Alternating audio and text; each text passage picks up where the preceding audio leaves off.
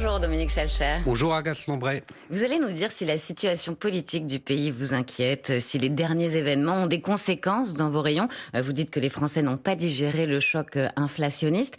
Mais d'abord, vous avez annoncé que vous alliez participer au meeting du MEDEF le 13 octobre. Un meeting pour dénoncer le climat ambiant, pour protester contre les menaces de hausse de la fiscalité.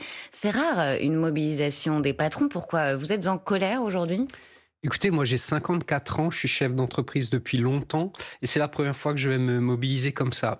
Mais je vais le faire pour défendre les entreprises, défendre les entrepreneurs, rappeler que l'idée que avant de redistribuer, il faut de l'activité économique, ça se fait dans les entreprises des territoires de France, avec nos collaborateurs, bien sûr. Et j'y vais aussi pour contre cette obsession française de trouver des solutions par les taxes et les impôts supplémentaires. Voilà. Vous avez déjà un plan, une punchline, vous allez faire un discours? Quelque chose est préparé?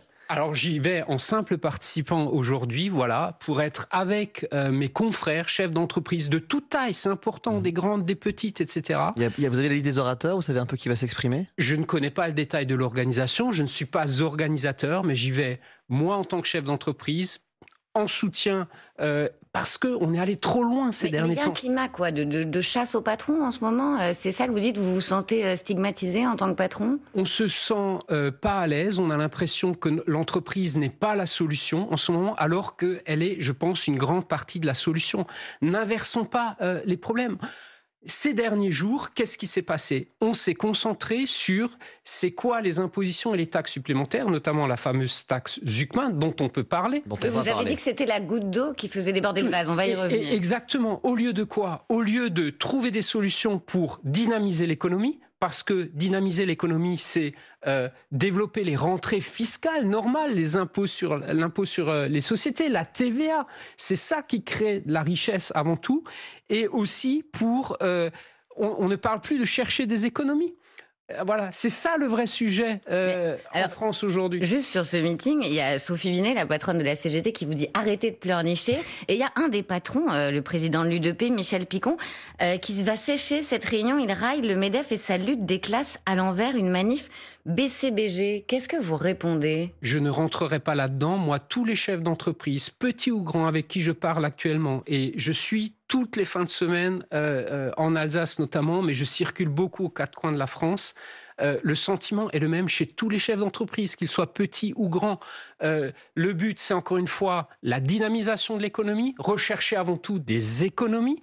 Quand à un moment, on dépense de trop, c'est ce qu'on fait dans nos entreprises. Quand à un moment, ça arrive, la vie de l'entreprise n'est pas un long fleuve. Alors on va prendre les choses dans l'ordre. Il y a des bons moments et des mauvais moments. On va prendre les choses dans l'ordre. Cherche des économies. On va revenir sur la taxe Zuckman. Qu'est-ce qui ne vous plaît pas dans cette taxe Zuckman, sachant que Sébastien Lecornu, le Premier ministre, a dit que ça ne se ferait pas. Donc vous parlez de quelque chose qui ne va pas arriver déjà. Mais il faut comprendre, et ça répond également à votre question. La première chose, je comprends d'abord, je tiens à dire, je comprends la demande de justice fiscale. Et il faut la trouver, et il faudra que nos parlementaires fassent des propositions dans ce sens, bien sûr. La deuxième chose, je précise que nous, on n'était pas concernés par la taxe Zuckman, ni moi, ni nos entreprises chez U. Donc vous en parlez de façon désintéressée, c'est ce que vous dites? Tout à fait, et c'est une question de principe, en fait. Ce qui n'était pas possible, c'est d'asseoir une taxe sur la valeur de l'entreprise. C'est la première fois qu'on évoquait ce sujet-là. C'est une première au monde et elle n'était absolument pas possible. Mais la gauche et une partie des économistes vous répondent c'est la seule façon d'éviter l'optimisation fiscale avec des personnes très aisées qui ont des avocats qui justement arrivent à trouver les petits trous de la loi. Et donc c'est leur réponse en tout cas sur le fond. Qu'est-ce que vous répondez? Encore une fois, je comprends ce besoin de justice fiscale, mais je dis c'est pas par la taxe Zuckman qu'on peut y répondre. Pourquoi? Parce qu'aujourd'hui, ça concerne 1800 personnes, mais demain, et on le sait en France, c'est toujours comme ça, on lance une nouvelle taxe, un nouvel impôt, et demain, ce sera pour toutes les entreprises. Et moi, je vais même plus loin. Imaginez, Madame Lambray, qu'on vous dise demain, on lance la taxe Zuck Maison. Je m'explique pour que les gens comprennent. Oui, la taxe Zuck Maison, ce serait quoi? C'est de dire, vous payez des impôts sur vos salaires, mais finalement, il n'y a pas assez de rentrée fiscale, vous avez une belle maison, on va vous imposer sur la valeur de votre maison.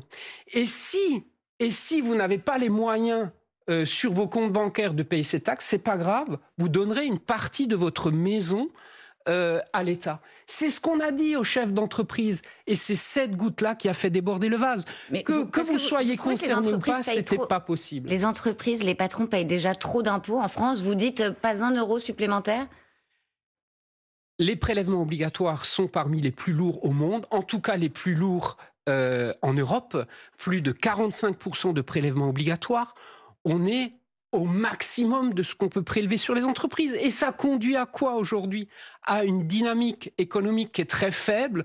On va être à moins de 1% de croissance cette année. Mais regardez les pays européens autour de nous. L'Espagne, ça va être entre 2 et 3% de croissance cette année. Espagne, dont la note vient d'être revalorisée par les agences. Mais pourquoi? Parce qu'elle a fait le contraire de tout ce qu'on est en train de dire en France actuellement. Elle a baissé significativement ses dépenses.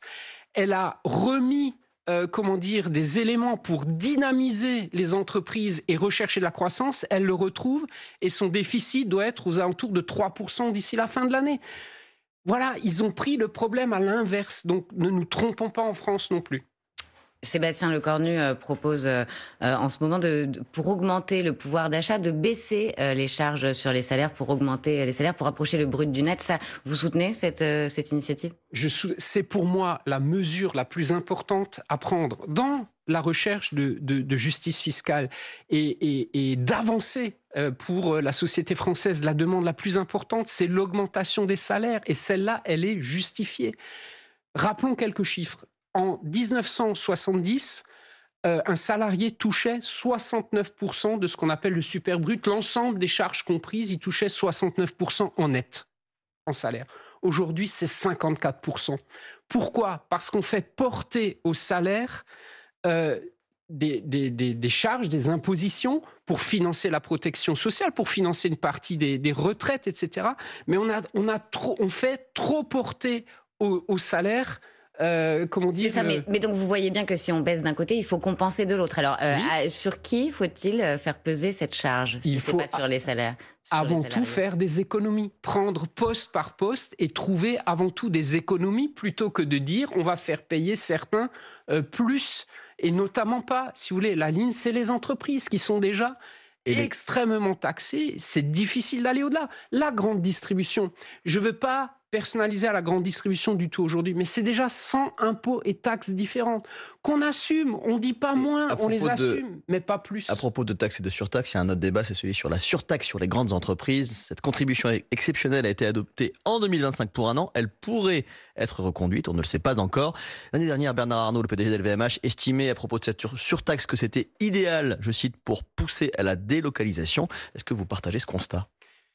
Écoutez, moi je pense que on est dans le syndrome habituel, c'est-à-dire qu'il y a quelque temps, on a dit on met une surtaxe ponctuelle, juste pour un an, et ce sera juste un an. Et quelque temps plus tard, qu'est-ce qu'on dit déjà?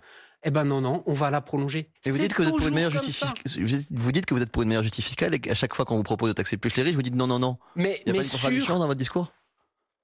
L'équilibre, oui, mais pas par l'entreprise, par les patrimoines privés. Que, par exemple, il y a actuellement... C'est sur le calcul de l'assiette que vous n'êtes pas d'accord, c'est ça? Tout à fait. On n'est pas d'accord que ça porte davantage et que ça pèse davantage sur les entreprises parce que ça va être contre la dynamique économique, contre la croissance. Par contre, qu'il y ait plus de justice sur la fiscalité privée et donc actuellement il y a une taxe supplémentaire sur les très hauts revenus. Moi, par exemple, ça ne me choque pas que celle-là soit poursuivie, bien sûr, et je le comprends. Et ça donc, dépend, sur les plus hauts revenus, oui, mais pas sur les plus grandes entreprises. Sur ce point, vous êtes aligné avec Bernard Arnault. Dominique Schelcher, qu'attendez-vous de la classe politique? Écoutez, François Villeroy-de-Galhau, gouverneur de la Banque de France. Aujourd'hui, la France est vue comme un frein parce que nous sommes paralysés par toutes nos querelles politiciennes. J'en ai assez de ce gâchis. Alors, de grâce, qu'on dépasse les remèdes simplistes, les lignes rouges que chacun se jette à la figure et qu'on travaille sur des compromis pragmatiques. De grâce, dit-il. Est-ce que vous êtes d'accord avec lui? La France est paralysée par des querelles politiciennes? Bien sûr. Et moi, j'habite en Alsace. Mon entreprise, ma PME à moi, elle est en Alsace. Je suis à côté de l'Allemagne. Et l'Allemagne, c'est quoi? C'est le pays du compromis. Moi, j'ai grandi dans cette ambiance-là, dans cette ambiance rhénane où les gens se parlent, où ils cherchent à trouver des solutions, à trouver le point commun. Et c'est ce qu'il nous faut le plus, évidemment, en France aujourd'hui. Et on espère que dans les jours et dans les semaines qui viennent, l'intérêt supérieur de nous tous va l'emporter pour trouver des compromis. Vous leur dites quoi à la classe politique aujourd'hui? Vous leur dites, mettez-vous d'accord sur le budget, c'est essentiel et rapidement? Mais bien sûr, pour donner de la visibilité, pour sortir de cette incertitude qui pèse, et surtout en nous comparant, encore une fois, à d'autres pays en Europe qui ont réussi la transformation, qui ont fait des choix difficiles, parfois un peu des sacrifices, mais qui ont réussi et qui se retrouvent dans des situations aujourd'hui meilleures que la France. On est quand même sur 3 chutes de gouvernement, des Français et des syndicats qui n'en peuvent plus selon toutes les études d'opinion. Encore un appel à manifester jeudi. Est-ce que la situation vous inquiète? Alors, je vais vous dire, on vit avec des crises en France depuis des années quand on est dans l'entreprise. Ça remonte aux gilets jaunes, à la crise du Covid, à la crise inflationniste. Aujourd'hui, on est dans une crise politique. Donc moi, mon message à mes patrons, moi j'ai 1200 patrons en face de moi dans notre groupement, je leur dis... On fait preuve pas d'un optimisme béat, mais d'un optimisme que j'appelle de combat. Nous, on va continuer à investir, on va continuer à se remettre en cause, à répondre toujours mieux à nos clients, à les accompagner dans cette crise inflationniste qui reste difficile. Et on fait abstraction du contexte. Nos entreprises sont là, nos emplois sont là, nos collaborateurs sont là, nos clients sont là. Nous, voilà, le contexte est difficile, on manque de visibilité, mais on avance et on développe notre groupe et on croit en ce pays. Vous savez, nous, on n'est pas délocalisable. On n'est pas délocalisable. Donc, on est contraint de réussir, malgré le contexte qui est difficile. Et j'en appelle quand même, bien sûr, à ces compromis dont on parlait à l'instant. Dominique Schelcher, dans un instant, on va parler des patrons et du Rassemblement national, du pouvoir d'achat aussi. Donc, avec vous, de Coopérative U, le PDG. Mais tout de suite, c'est l'info en 1 minute. Il est 8h46 et c'est avec Manon Lombard-Brunel. Emmanuel Macron salue l'engagement de Donald Trump pour mettre fin à la guerre à Gaza. Voilà la réaction du président français après la présentation hier soir du plan de paix de son homologue américain. 20 points au total, parmi lesquels il est prévu la mise en place d'un comité de supervision de la transition dans l'enclave. Transition qui devra, selon lui, se faire sans l'autorité palestinienne et le Hamas.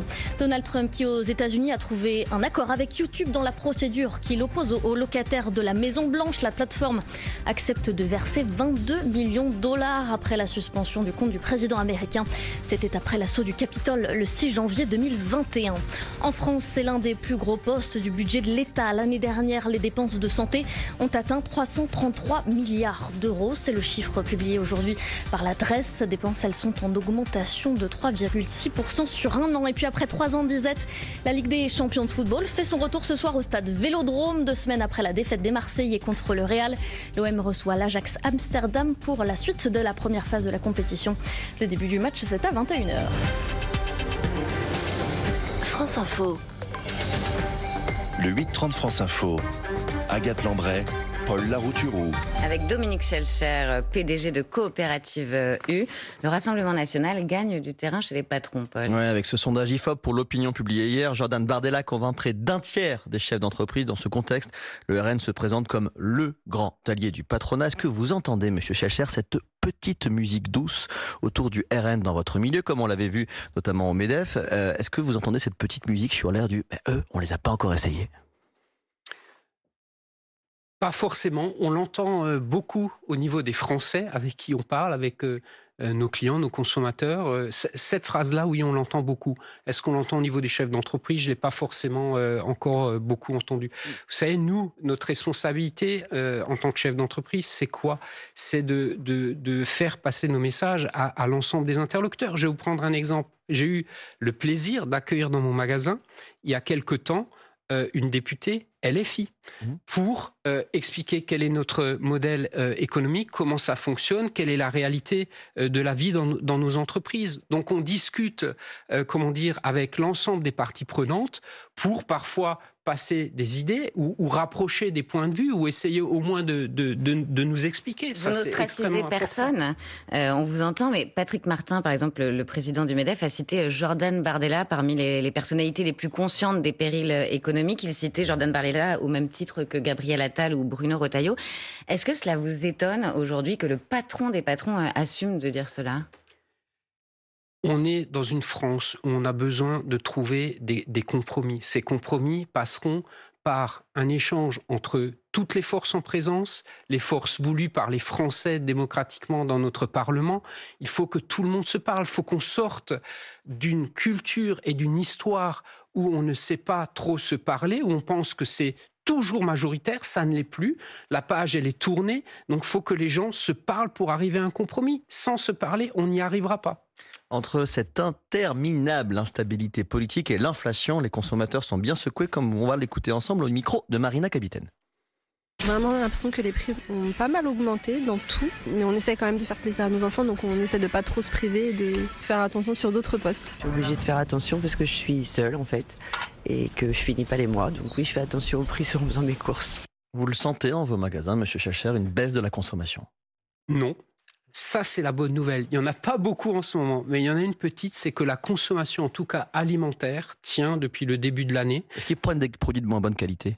Ils font énormément d'arbitrage. Il faut savoir, déjà, le chapeau de tout ça, c'est que 73% des Français, dans une enquête ELAB toute récente, disent on a repoussé une dépense importante. Une dépense importante, c'est on est peut-être allé moins en vacances, la voiture, on ne la changera pas, et le gros équipement d'électroménager à la maison, on ne le changera pas. On se concentre beaucoup sur l'alimentaire, et sur l'alimentaire, oui, on fait des choix.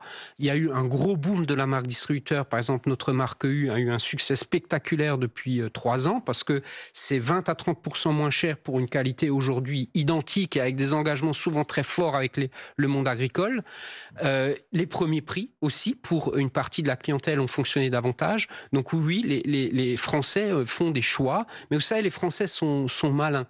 Ils trouvent des solutions pour faire face à la situation. Et vous dites que les Français n'ont pas digéré le choc inflationniste. Absolument. Là, les derniers chiffres viennent de tomber, ceux de l'inflation, 1,2% sur un an.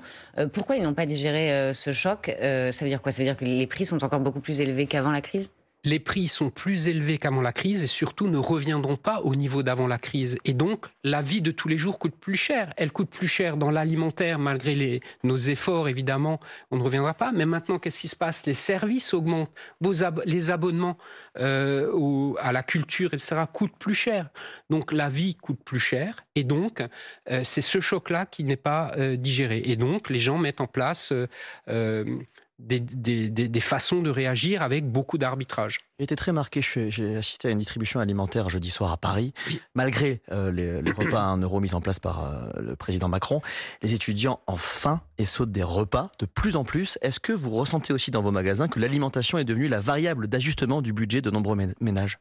On va dire que c'est très arbitré pour 1/3 des Français. Il y a eu peu de Français pendant cette crise, à peu près 20% qui n'ont jamais regardé les étiquettes, qui sont très à l'aise. 80% ont peu ou prou changé leur comportement et 1/3 fortement. Et j'écoutais sur votre antenne ce matin Philippe Moiti, le président de l'Obsoco, professeur d'économie, qui expliquait que 35% doivent arbitrer sur l'alimentaire chaque mois, chiffre légèrement en hausse, disait-il. Et c'est ça la réalité de la France aujourd'hui, raison pour laquelle on revient au débat qu'on a eu tout à l'heure. Il faut par exemple trouver des solutions pour augmenter les salaires en baissant les charges. Et le paradoxe de la France aussi, et c'est une réalité, c'est que les Français, ceux qui le peuvent, n'ont jamais autant épargné. C'est un paradoxe entre ceux qui se serrent la ceinture et ceux qui épargnent. Est-ce que ça se ressent ça aussi dans vos rayons? Alors, je vais vous dire, ce sont 4 Français sur 10 qui épargnent, seulement 4 Français sur 10, quand en gros 4 sur 10 ont de grandes difficultés. Et sur ces 4 sur 10 qui épargnent, ce sont pour 2/3 des retraités, des gens qui ont les moyens, qui ont des ressources pour épargner. Donc c'est de loin pas la généralité des Français qui épargnent. Mais par contre, on peut aussi dire, vous avez raison, que cette épargne de précaution, parce qu'on ne sait pas de quoi l'avenir est fait, parce qu'on ne sait pas quels vont être les impôts demain, pèse sur la consommation, qui au global est ralentie. Quand on dit je ne vais pas changer la voiture, je préfère mettre un peu d'argent sur mon compte que de changer la voiture. Et ça pèse. L'automobile est en grande difficulté. Donc il y a un enchaînement, un cercle un peu vicieux qui est mauvais pour l'économie française en ce moment. Il faut qu'on en sorte le plus rapidement possible. Vicieux, vous êtes contre la baguette à 29 centimes qui a fait son grand retour dans cette... Ouh là là, je vois que vous faites une énorme grimace. Le prix moyen d'une baguette, c'est 1,10 €. Pour vous, la baguette à 29 centimes, c'est hors de question. C'est pas hors de question. Il faut avoir des baguettes premier prix pour répondre à certains de nos clients qui en ont besoin. Mais je vais vous dire, dans nos magasins, c'est pas la baguette la plus vendue. La baguette la plus vendue, c'est la baguette traditionnelle, faite chez nous souvent de blés régionaux, cultivée en région, c'est elle qui a du succès. Vous savez, les Français aiment le bon pain, la bonne table, voilà. Et c'est pas la baguette premier prix qu'on vend le plus, qui est pas forcément celle qui est de meilleure qualité. En tout cas, cette guerre des prix avec vos concurrents, parfois des concurrents allemands notamment, incite à se repositionner. Est-ce que c'est la fin d'un modèle quand on voit qu'il y a des acteurs historiques comme Auchan qui revendent des mètres carrés, qui changent de schéma? Est-ce que le modèle de l'hypermarché est mort? C'est la mutation profonde d'un modèle, vous avez raison. Et je vais même jusqu'à parler, moi, de décommercialisation. Ça veut dire quoi? Ouais, qui se traduit par deux phénomènes. Le premier, c'est ce que vous venez de dire, certaines enseignes qui ferment les mètres carrés, notamment dans les hyper très grands, on réduit la taille et on alloue l'espace à d'autres activités. Mais il y a aussi des fermetures de magasins et surtout dans les centres-villes. Je mène actuellement pour 2 ministres avec... Oui, on vous a demandé un rapport sur cette décommercialisation que vous deviez rendre fin septembre, repoussé à cause de la chute du gouvernement, mais vous allez le rendre bientôt. On va le rendre. On est en train de mettre les dernières lignes à ce rapport qu'on rendra au prochain ministre, bien évidemment. Et qui dit quoi? Qui dit quoi? Le constat est lequel? Il y a 10% de vacances en centre-ville, donc de locaux non loués, 15% dans les quartiers prioritaires de la ville, et ça s'aggrave de 10% depuis 2 ans. Est-ce que c'est lié à l'explosion de la vente en ligne ou pas du tout? Absolument, en partie. Il y a eu de nombreux phénomènes. Le choc inflationniste qui a détourné les Français du non-alimentaire, l'équipement de la maison, surtout le vêtement, avec toutes ces chaînes qui ont disparu ces dernières années, mais aussi de la concurrence e-commerce. Je rappelle que derrière ce qu'on dit là, c'est 60 000 emplois perdus depuis plus de 10 ans à bas bruit dans toutes ces chaînes qui ont disparu. Parce qu'on n'en parle pas, contrairement aux plans sociaux dans le secteur de l'industrie. Pourquoi on ne parle pas de ceux qui touchent le commerce? Mais pourquoi? Parce que ça n'est pas une sidérurgie où il y a 800 personnes sur un même site. Ce sont 3 personnes dans une boutique là, 3 personnes dans une autre ville, etc. Vous voyez, c'est moins impactant, mais au global, ce sont 60 000 emplois à bas bruit. Et comment on lutte contre cette décommercialisation? Est-ce que vous avez des préconisations dans votre rapport? On va les sortir dans quelques jours. Une des préconisations majeures, c'est de lutter contre cette concurrence déloyale des plateformes chinoises, qui est considérable et qui fait des dégâts considérables. Qu'est-ce qu'il faut savoir? 1,5 milliard de colis arrivent chaque année en France, directement de la Chine, particulièrement de 2 plateformes précisément. De fast fashion. Temu et Shein. Plus de 90% des contrôles effectués ces derniers temps par les services officiels, chiffre de la ministre du Commerce, étaient non conformes à l'ouverture, 60% étaient dangereux. Mais on ne peut pas accepter ça. Mais qu'est-ce qu'on fait alors? Là, pour le coup, on taxe ces entreprises étrangères, pour protéger l'économie française. C'est une réponse européenne plus que française.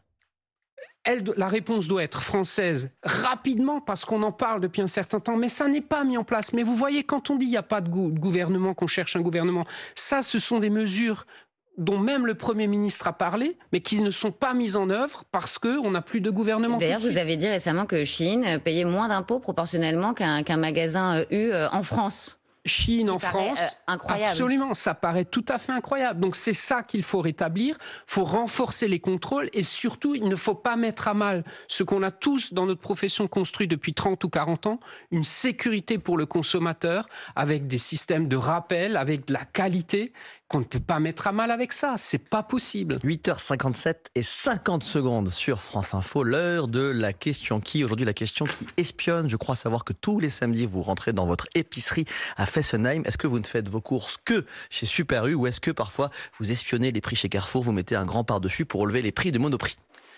Alors, je fais les courses évidemment dans mon magasin de manière privilégiée. C'est beaucoup ma femme qui les fait. Mais bien sûr, j'adore aller dans les magasins de la concurrence parce que notre métier, c'est ça. Tout le temps aller chercher de nouvelles idées. Et les idées, elles sont souvent chez les concurrents. Donc bien sûr, avec mon petit par-dessus, effectivement, je vais et je circule chez mes concurrents. C'est assez classique dans le secteur. D'ailleurs, il y a ce qu'on appelle le client mystère. C'est-à-dire quand on envoie une personne incognito dans un magasin magasins pour tester les produits, la qualité du service. Vous le faites régulièrement. Est-ce que parfois vous apprenez des choses intéressantes ou cocasses? On apprend toujours des choses intéressantes, des nouveaux concepts, une nouvelle technologie qui vient de l'étranger. Et c'est particulièrement intéressant d'ailleurs de faire le client mystère à l'étranger, chez nos concurrents étrangers, aux quatre coins de l'Europe. Un exemple. Un exemple, vous savez, notre métier, c'est des petits détails. Eh bien, parfois, des simples présentations innovantes qu'on n'avait pas vues depuis longtemps, eh ben, peuvent faire la différence pour changer l'expérience client au quotidien dans un magasin. Merci beaucoup Dominique Schelcher Merci à vous d'avoir répondu aux questions de France Info. Un entretien retrouvé sur YouTube et sur l'application Radio France. Vous restez